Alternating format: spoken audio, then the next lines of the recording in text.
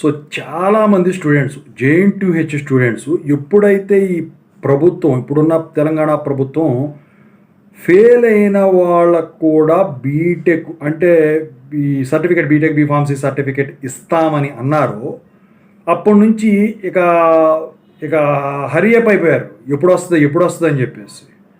అయితే ఇప్పుడు చాలామంది అడిగేది ఏంటంటే ఇప్పుడు సగం క్రెడిట్లకి అంటే హాఫ్ క్రెడిట్స్కి ఈ సర్టిఫికేట్ ఇస్తామన్నారు కదా, ఇస్తే ఎలా ఉంటుంది అది? ఇప్పుడు దానికి రూల్స్ ఏమన్నా ఉంటాయా? అది సర్టిఫికేటేనా? ఒక సర్టిఫికేట్ ఇస్తామన్నారు కదా, సో అదనమాట. దానికి ఒకటి చూపిస్తాను మీకు, ఈ ఫార్మాట్లో ఉంటుంది. ఎందుకో చెప్తాను, అది ఎవరిదో కూడా చెప్తాను. ఇప్పటికే ఇంప్లిమెంట్ అయిపోయింది అది. అయితే ముందుగా అయితే ఇంతవరకు ఈ ఛానల్ సబ్స్క్రైబ్ చేసుకుని వాళ్ళు ఎవరైనా ఉన్నట్టయితే ఖచ్చితంగా అయితే సబ్స్క్రైబ్ చేసుకోండి. ఈ వీడియోని లైక్ చేయండి, షేర్ చేయండి. మీకు ఏమైనా డౌట్స్ ఉంటే కాల్ మీ 4 ద్వారా కాల్ చేయండి. Telugu engineering education Telegram YouTube channel subscribe చేసుకోండి. జేఎన్టీయూ యూనివర్సిటీ అప్డేట్స్ ఛానల్ కూడా. ఇక టాపిక్లో వెళ్ళే ముందు ఇక్కడ మీకు ఒకటి చూపిస్తాను చూడండి.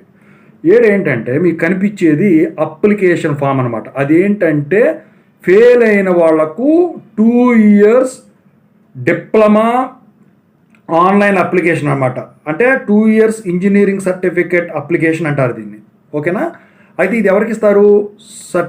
ఇప్పుడు డిప్లొమాలో వచ్చేసరికి తెలంగాణలో డిప్లొమాలో C18 బ్యాచ్ ఒకటి ఉంది రెగ్యులేషన్. సో వాళ్ళకి ఏం చేస్తారంటే జనరల్గా ఈ 2 yearsలో ఎంతవరకు వచ్చిన గ్రేడ్స్ దాన్ని బేస్ చేసుకున్న వాళ్ళ రిక్వైర్మెంట్ ప్రకారం సర్టిఫికేట్ అనేది ఇస్తారనమాట. అయితే దానికి కొన్ని రూల్స్ ఉంటాయి. అవే రూల్స్ ఇప్పుడు మీకు ఇవ్వబోయే సర్టిఫికేట్ పెట్టేది అనుకుంటుంది. ముందుగా దీని గురించి చూపిస్తా, ఆ తర్వాత మీకు వచ్చేదాని రూల్స్ ఎలా ఉండబోతాయో చెప్తా. అయితే ఇక్కడ చూడండి, మీరు అప్లికేషన్లో అక్కడ పిన్ ఉంది. పిన్ అంటే అక్కడ hall ticket number, enter captcha అని ఉంటుంది అప్లికేషన్ ఓపెన్ చేసిన తర్వాత. సో పిన్ను, నేము అంటే student name, father name, scheme, college ఎక్కడైతే చదువుతారో అక్కడ మీ mobile number, latest mobile number ఇస్తారు. అయితే ఇక్కడ చూడండి, subject type, total credits, pass credits earned అని ఉన్నాయి.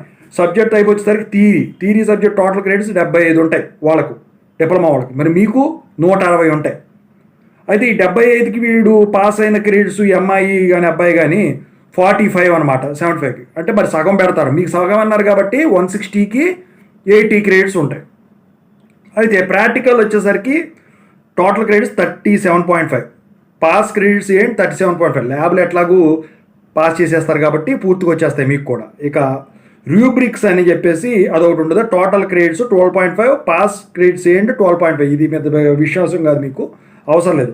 సో సర్టిఫికేట్ ఫీ వాళ్ళకి 1200 పెట్టారు, మీకు మాత్రం మీకు 1500, 2500 కట్టించుకుంటారు.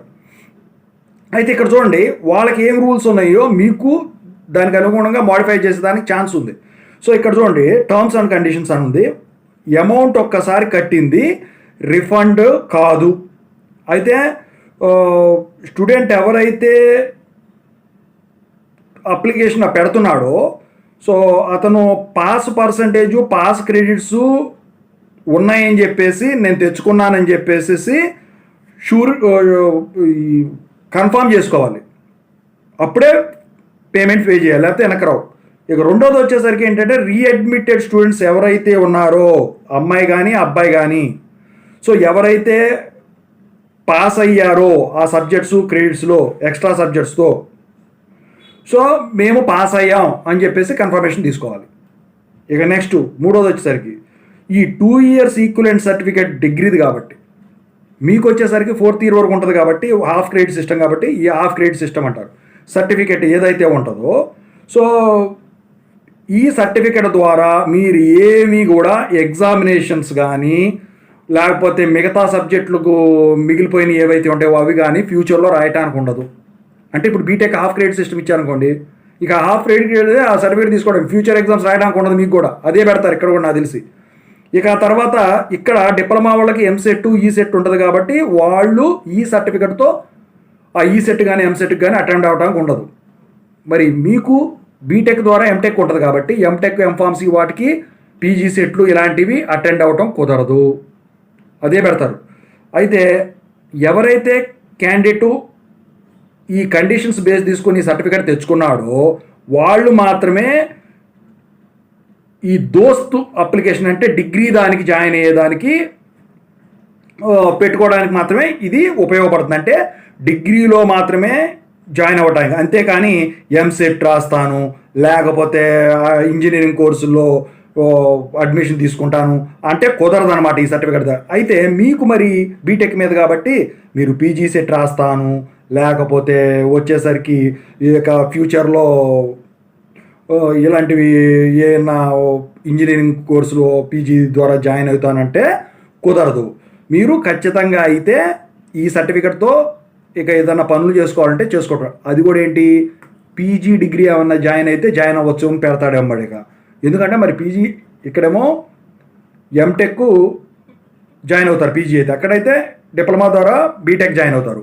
మరి ఇక్కడ బీటెక్ ద్వారా పీజీ ఎంటెక్ ఎంఫార్మసీ జాయిన్ అవ్వదు కాకపోతే అక్కడ డిగ్రీకి ఈక్వలెంట్ ఏంటి ఎంబీఏలో జాయిన్ అవ్వడానికి ఏమైనా పర్మిషన్ ఇస్తాడేమో, ఎంసీఏ ఎంబీఏ ఇలాంటివి ఏమైనా ఉంటే. సో వాటికి ఇలాంటి కండిషన్స్ పెట్టి సర్టిఫికేట్ ఇస్తారు. అంతేగాని మీకు పీసీసీఎంఎం ఇస్తారు ఈ హాఫ్ క్రెడిట్ సిస్టమ్స్కి అని చెప్పి మాత్రం ఎట్టి పరిస్థితుల్లో మీరు భావించవద్దు. సర్టిఫికెట్కి అప్లై చేసే అప్లికేషన్ ఫార్మాట్ ఇలా ఉంటుంది, ఓకేనా.